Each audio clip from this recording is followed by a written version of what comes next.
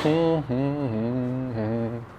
khabar semua? Dalam video terbaru ini saya nak berborak-borak dengan korang, okey? Pengalaman saya menggunakan AirPods terbaru generasi ketiga ini. Nak tengok sama ada ia berbaloi ataupun tidak, tengok dia padu ataupun tidak. Okey. So kalau dah bersedia, jomlah kita lihatkan video ni sekarang.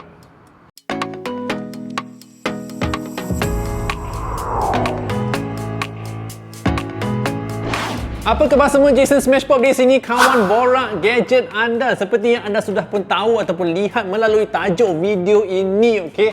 Saya akan berborak-borak dengan anda tentang AirPods generasi ketiga yang telah pun saya menggunakannya untuk 2 ke 3 minggu dah. Okey, dari aspek luaran ataupun design, okey, sebenarnya dia punya bentuk dan rupanya lebih kurang sama macam AirPods Pro dan juga AirPods yang sebelum ini, okey. Dia punya benda ni berwarna putih yang glossy, okey.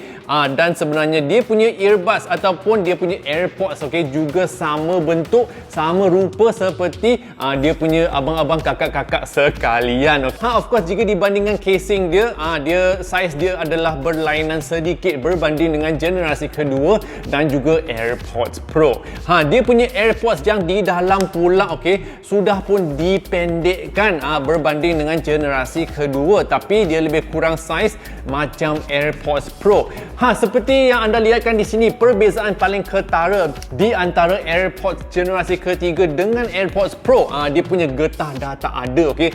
Kalau tak ada getah, bermaksud benda ni tak boleh ada noise cancellation ataupun pembatalan hingat, okay? Tapi kita kena lihatkan jika dipakaikan dia punya audio quality okey ke tidak okey. Itu yang penting.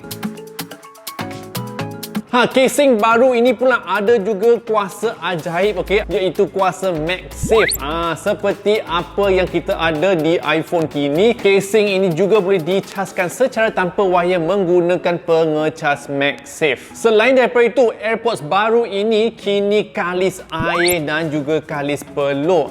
Untuk semua-semua yang suka bersenam menggunakan AirPods, boleh gunakan benda ni sebab ia ada IPX4, okey. Dan dengan casing yang baru ini pula, okey, boleh mengecas AirPods ini untuk penggunaan selama 30 jam berturut-turut. So kalau soalan anda, okey, Abang Jason, kalau I cas satu kali sahaja sampai penuh, boleh guna berapa lama? Lebih kurang 6 jam anda boleh mendengar muzik berturut-turut.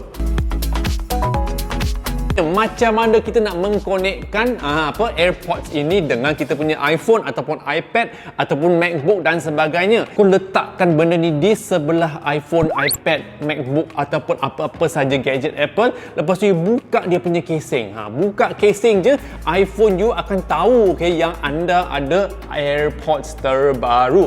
So benda tu akan dikonekkan serta-merta. Memang senang sekali, okay? Tak payah confused. Tekan Bluetooth ke apa ke, tak payah. Disebabkan AirPods terbaru ini rupa dia lebih kurang macam AirPods Pro dah. Maksudnya kawalan butang dia sudah pun sama macam AirPods Pro, di mana kita boleh menekan dia punya batang, okey, untuk mengaktifkan Siri, untuk menjawab panggilan, untuk membatalkan panggilan ataupun untuk mengawal playback music. Dan disebabkan AirPods ini adalah AirPods terbaru, of course dia akan menyokong teknologi spatial audio yang anda boleh enjoy kan, okay, di Apple Music, di Netflix, di Apple TV dan sebagainya, di mana, okay, arah muzik mengikut gadget anda. So bila you menoleh sahaja, okay, anda akan rasakan dia punya muzik, dia tak gerak, dia akan berada di sini. Lepas tu you boleh dengarkan pergerakan muzik di kepala anda.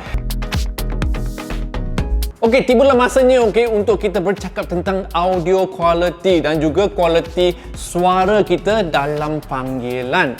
Okey, saya tak dapat tunjukkan macam mana benda ni berbunyi, tapi saya boleh tunjukkan carta, okey, supaya anda boleh nampak perbezaan daripada eksperimen saya, okey, apabila dibandingkan dengan AirPods Pro. Okey, untuk AirPods, okey, dia punya tona rendah adalah lebih baik daripada setengah, okey, dan Dan untuk tona tinggi, maksudnya dia punya treble lebih kurang 7 di skala 1 sampai ke 10.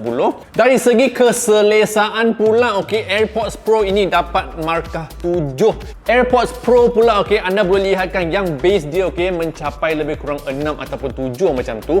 Yang treble pula lebih kurang 7, sama dengan AirPods tadi. Keselesaan pula, sebenarnya benda ni lebih selesa dipakai berbanding dengan AirPods sebab dia ada benda getah tu yang boleh dicocokkan ke dalam telinga. Okey, jom kita dengarkan kualiti audio suara dalam panggilan pula. Hello, ini adalah kualiti suara kita di dalam panggilan ataupun di dalam rakaman menggunakan AirPods generasi ketiga. Hello, ini adalah kualiti suara kita di dalam panggilan telefon, okey, ataupun di dalam rakaman menggunakan AirPods Pro. So itulah cerita sikit daripada saya, okey, untuk anda yang berminat dalam AirPods terbaru generasi ketiga ini. Harga untuk benda ni, okey, lebih kurang RM829. Of course, disebabkan benda ni ada logo Apple, kenalah tinggi sikit, okey, 829. Tapi sekiranya anda perlukan noise cancellation ataupun pembatalan hingar, anda boleh lihatkan AirPods Pro yang harga dia lebih kurang RM1,000, okey. Okey, itu saja borak-borak gadget kali ini, okey, tentang AirPods generasi ketiga yang terbaru yang kini sudah pun ada di pasaran Malaysia. Okey, sekiranya anda suka video-video gadget macam ni, jangan lupa untuk langgan ke channel ini, tekan butang loceng kalau sudah langgan. Okey, share video ni kepada kawan-kawan anda. Yo.